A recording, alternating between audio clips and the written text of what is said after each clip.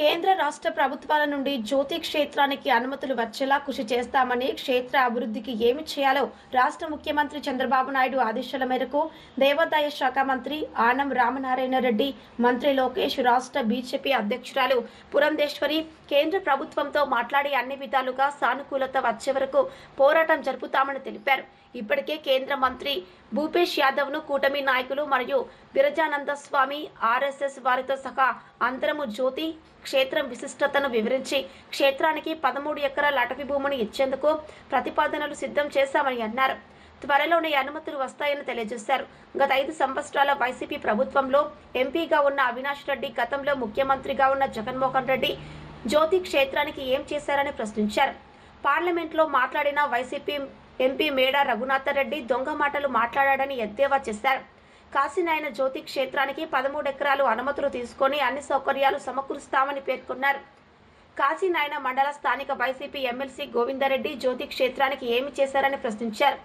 కార్యక్రమంలో Jammalamadugu TDP incharge Bhupesh Reddy, Badvel నియోజకవర్గ కూటమి అభ్యర్థి బొజ్జ రోషన్న, బీజేపీ జిల్లా అధ్యక్షులు వెంకట సుబ్బారెడ్డి, మైనార్టీ మోర్చా షకీలా బేగం, బంగారు గురువిరెడ్డి, రాజారెడ్డి, తిప్పలూరు రామసుబ్బారెడ్డి, పోరుమమిల సర్పంచ్ యనమల సుధాకర్, ఎంపీటీసీ కలవకూరి రమణ, బసిరెడ్డి రవీందర్రెడ్డి, రోహిత్ కుమార్ రెడ్డి, పోతుగంటి బాలాజీ, కృష్ణారెడ్డి, బాలేపల్లి కృష్ణారెడ్డి, పండరి నాగేంద్ర కూటమి నాయకులు పాల్గొన్నారు. ఈ కాశిరెడ్డి నాయన ఆశ్రమం సంబంధించి ఎప్పుడైతే అన్నదానాన్ని సత్రాన్ని కూల్చినారో అప్పుడు ఈ సమస్యను తీసుకొని అసెంబ్లీలో గాని లేదా మనం ఢిల్లీలో కూడా యూనియన్ మినిస్టర్ని కలిసి ఈ విధంగా ఇక్కడ సమస్య ఉంది, ఖచ్చితంగా ఒక 5 హెక్టార్ల స్థలాన్ని కేటాయిస్తే పూర్తిగా సంపూర్ణంగా ఇక్కడ భక్తులు కూడా ఆనందంగా ఉంటారు, ఖచ్చితంగా వచ్చిన భక్తులకు కూడా అన్ని సౌకర్యాలను కల్పించవచ్చని మేమందరం పోయి కూడా రిప్రజెంటేషన్ ఇవ్వడం జరిగింది. కాబట్టి ఆ సందర్భంగా ఇక్కడికి వచ్చి మనం కూడా ప్రత్యక్షంగా చూసి కాశీనారాయణ దర్శనం చేసుకుని లక్ష్మీ నరసింహస్వామిని దర్శనం చేసుకోవాలనే ఉద్దేశంతో ఇక్కడికి రావడం జరిగింది. కాబట్టి ఈ సమస్య మీద ఇప్పుడు అందరు చెప్తున్నారు, ఈ సమస్య త్వరలో పరిష్కారం అవుతుంది. నారా లోకేష్ బాబు గారు కూడా ఇక్కడ సంబంధించిన అన్నదాన సత్రాన్ని తన సొంత నిధులతో ఖర్చు చేసి ఇక్కడ కట్టించడం కూడా జరుగుతుంది. కాబట్టి ఇది రాష్ట్ర ప్రభుత్వం బాధ్యత తీసుకొని రానున్న రోజుల్లో శాశ్వత పరిష్కారం కూడా చూపిస్తుందని ఆశాభావం వ్యక్తం చేస్తున్నాం. Thank you so much. అందరి యొక్క బాధ ఫారెస్ట్ డిపార్ట్మెంట్ వాళ్ళు తొందరపడి మాకు కొన్ని కట్టడాలు కుట్టారని, వైఎస్ఆర్ పార్టీ వాళ్ళు అయితే వాళ్ళు ఏదో వాళ్ళ రాజకీయం కోసం రకరకాలు చెప్తారు, అది పక్కన పెడతాను.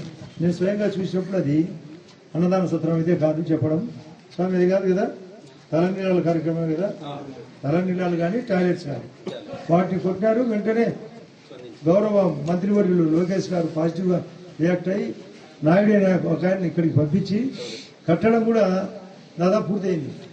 అది సొంత డబ్బులతో. అదే కాకుండా మీకు చాలా విషయాలు ప్రెస్లకు కూడా తెలియదు. ముఖ్యమంత్రి గారితో రామనారాయణ రెడ్డి గారు మంత్రిగా నేను చెప్తాను వెంటనే సభలో మాట్లాడము, పోయి మాట్లాడితే 2 ఐఏఎస్ ఆఫీసర్లను పురమాయించడం జరిగింది. ఏంది ఆ విషయం? గౌరవ జిల్లా కలెక్టర్ గారు, డిఎఫ్ఓ గారు ఏం చేశారు విషయం అని నేను వాళ్ళతో మాట్లాడితే పాపం వాళ్ళకు చక్కటి ప్రెజర్ ఉంది. ఇది కేంద్ర అటవీ శాఖ, దీనికి గౌరవ ప్రధానమంత్రి గారు చైర్మన్ కూడా. ఇది టైగర్ జోన్, మొత్తం ఫారెస్ట్ జోనే కాదు, టైగర్ జోన్. వాస్తవంగా ఇక్కడ చూడండి, పుల్లు ఉండేది వాస్తవం. ఇక్కడికి వస్తున్నాయా లేదా అనేది 2వ పాయింట్. చుట్టూ గట్టి అటవీ శాఖ ఉంది, పైన కొండలు ఉన్నాయి, పక్కన అహోబిలం అది కూడా అటవీ క్షేత్రమే, అక్కడ కూడా నిషేధం ఉంది.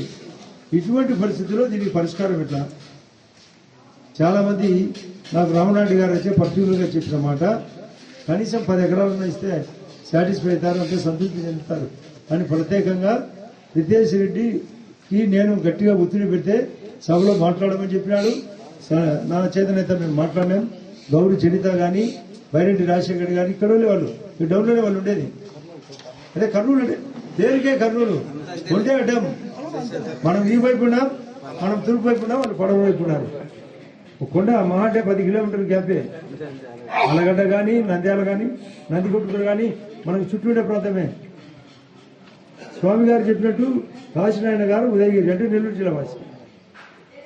కడప జిల్లాతో ఒక చిత్తూరు అంత పెద్ద లేదు కానీ అనంతపూర్ కానీ కర్నూలు కానీ కడప కానీ కర్ణాటక తమిళనాడు మరియు తెలంగాణ నుంచి కూడా భక్తులు ఉన్నారు, మన ఆంధ్రప్రదేశ్ నుంచే కాకుండా.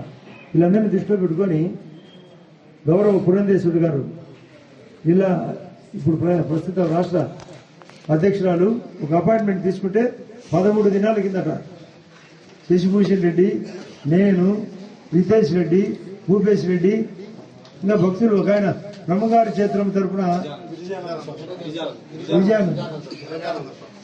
గురిజానంద కదా, అదే బ్రహ్మంగారి స్వామి, ఆయన విహెచ్పి వాళ్ళు గట్టిగా పట్టారు, ఆర్ఎస్ఎస్ వాళ్ళు, మేమంతా కూటమి, దీన్ని కాపాడాలా, అందరం స్వయంగా పోయినాం 14 దినాల కిందట.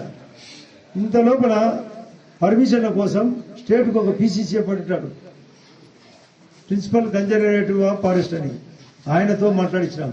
నేను నాయక్, ఆయన పేరు నేను మాట్లాడినా, పురంధేశ్వరి గారు మాట్లాడినారు, గౌరవ కలెక్టర్ గారితో మాట్లాడించినాం, లోకేష్ గారు మాట్లాడినారు. దీనికి సొల్యూషన్ కోసం ఒక నివేదిక ఇవ్వండి. ఈ నివేదిక ఇచ్చే లోపల ఇంట్లో ఒక చిన్న భూపేంద్ర యాదవ్ గారు ఫారెస్ట్ మంత్రి, ఆయన తండ్రి స్వర్గస్థుడైనాడు. మేము కలిసిన 3వ రోజే ఆ కార్యక్రమంలో ఉన్నాడు. రాత్రి కూడా నేను పురంధేశ్వరి గారితో మాట్లాడితే ఆయన కార్యక్రమం అయినాక రేపు కానీ ఎల్లుండి కానీ వస్తాడు, మళ్ళీ మాట్లాడతాం, మళ్ళీ పోతాం. మీ అందరి యొక్క కోరిక రామనాయుడు గారు చెప్పినది 10 ఎకరాలు, కానీ మేము కోరినది 5 హెక్టార్లు. మీకు ఎవరన్నా ఐడియా అంటే చెప్పండి, 5 హెక్టార్లు అంటే 12.5 ఎకరాలు, 12.5 13 ఎకరాలు, 13 ఎకరాలు పట్టుబట్టి ఇప్పుడుండే యొక్క ఈ ఆశ్రమం చుట్టే కాకుండా ఇంకా కొంత విశాలంగా కూడా ఉంటుంది. ఈ ప్రాంగణం అంతా 13 ఎకరాలు లేదు, ఇంకా కొంచెం విశాలం కూడా ఫారెస్ట్ నచ్చి చెప్పి దీనికి తగ్గట్టుగా కాంపెన్సేషన్ అంటారు, అంటే దీనికి తగ్గట్టుగా మరొక చోటు ఇవ్వాలా.